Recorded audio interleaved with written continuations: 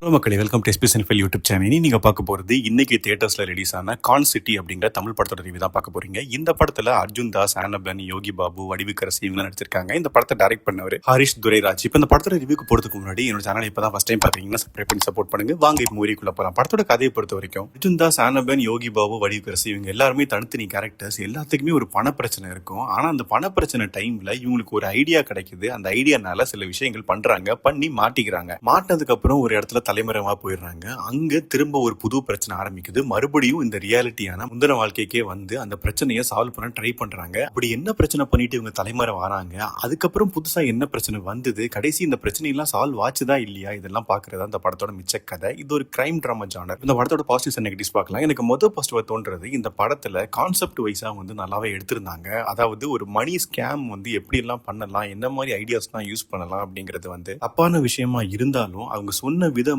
அந்த ஐடியாவும் ரொம்பவே சூப்பரா இருந்தது பாக்குறதுக்கு. அதே மாதிரி பெர்ஃபார்மன்ஸை பொறுத்த வரைக்கும் அர்ஜுன் தாஸ் சூப்பரா பெர்ஃபார்ம் பண்ணியிருந்தாரு. இது ஒரு வித்தியாசமான ரோல் அவருக்கு ரொம்பவே அழகா பண்ணியிருந்தாரு. மற்ற கேரக்டர்ஸான ஆனபன், யோகி பாபு, வடிவுக்கரசி இவங்க எல்லாருமே அவங்களோட பெர்ஃபார்மன்ஸை நீட்டா கொடுத்திருந்தாங்க. காமெடியை பொறுத்த வரைக்கும் யோகி பாபு வழக்கமான இந்த பாடி ஷேமிங் டெம்ப்ளேட் எல்லாம் தாண்டி ஒரு வித்தியாசமான, அதுவும் கதையோட சேர்ந்த மாதிரி சில காமெடி எல்லாம் பண்ணியிருக்காரு. அதுல சில காமெடி நல்லாவே ஒர்க் அவுட் ஆயிருக்குது. இன்ட்ரல் பிளாக் நல்லாவே இருந்தது. அதே மாதிரி கிளைமேக்ஸ்ல சில விஷயங்கள்லாம் ரிவீல் பண்ணுவாங்க. அந்த ஆஸ்பெக்டும் நல்லாவே இருந்தது. டெக்னிக்கலா சினிமோட்டோகிராஃபி அண்ட் ஷான் ரால்டனோட மியூசிக் அண்ட் பிஜிஎம் ரெண்டுமே நல்லா இருந்தது. இதெல்லாம் தான் அந்த படத்தோட பாசிட்டிவ். நெகட்டிவ் சைட் பார்க்கலாம்.